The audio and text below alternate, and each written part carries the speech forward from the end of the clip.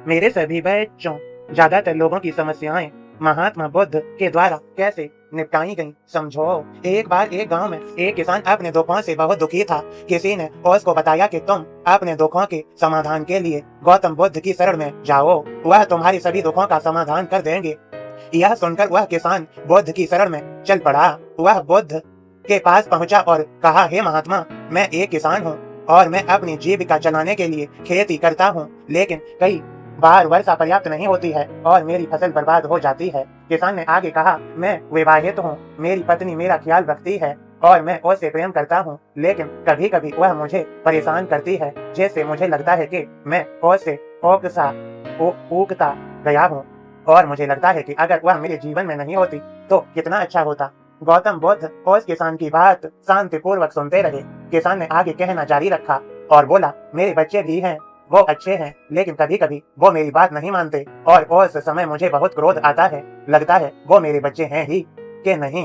किसान ऐसी ही बातें बुद्ध से करता गया और उसने अपने सारे दुखों को एक एक करके बताया।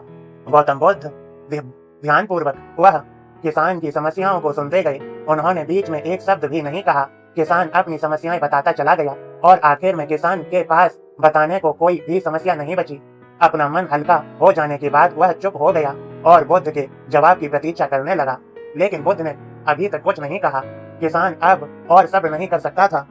वह आवाज ऊंची करते हुए बोला, क्या आप मेरी समस्याओं का समाधान नहीं करेंगे? मैं तुम्हारी कोई सहायता नहीं कर सकता, बुद्ध ने उत्तर दिया। किसान को अपने कानों पर यकीन नहीं हुआ। ये आप क्या कह रहे हैं? लोग तो बोलते हैं कि आप सभी के दुखों का निवारण कर देते हैं, तो क्या आप मेरे दुखों का निवारण नहीं करेंगे?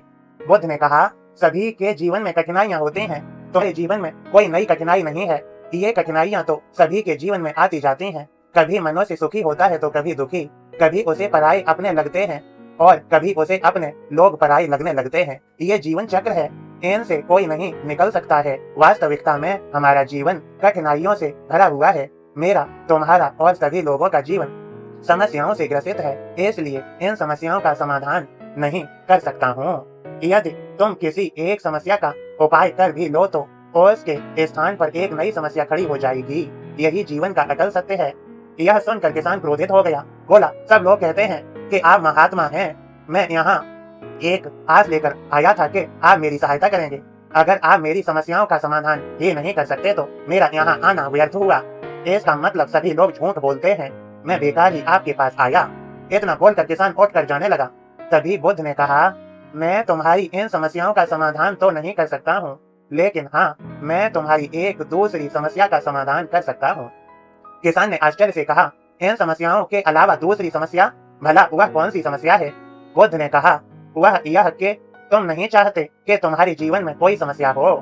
इसी समस्या के कारण ही दूसरी नई समस्याओं का जन्म हुआ है।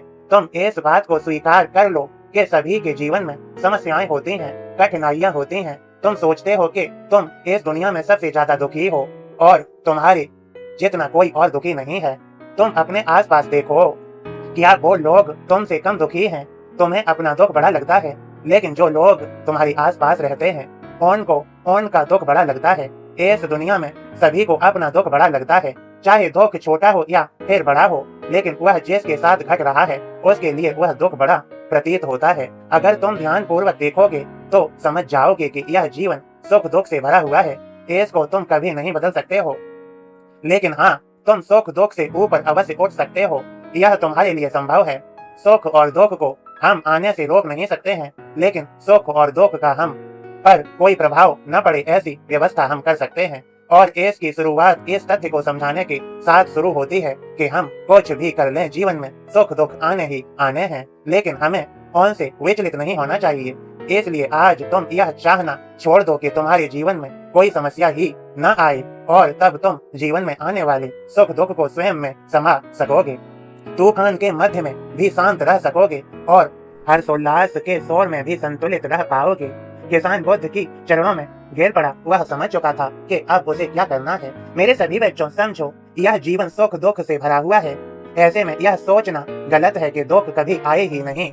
इस कहानी में भगवान बुद्ध द्वारा कही गई बातें हमें दुख से घबराने या सुख में अत्यंत उत्साहित होने की जगह एक संतुलित जीवन जीने का संदेश देती हैं। यदि आपको ये कहानी पसंद आई हो तो कृपया इसे अपने दोस्तों के साथ शेयर करें। खुश रहें। मेरे सभी बच्चों, आप सभी को मेरी कृपा भरा आशीर्वाद।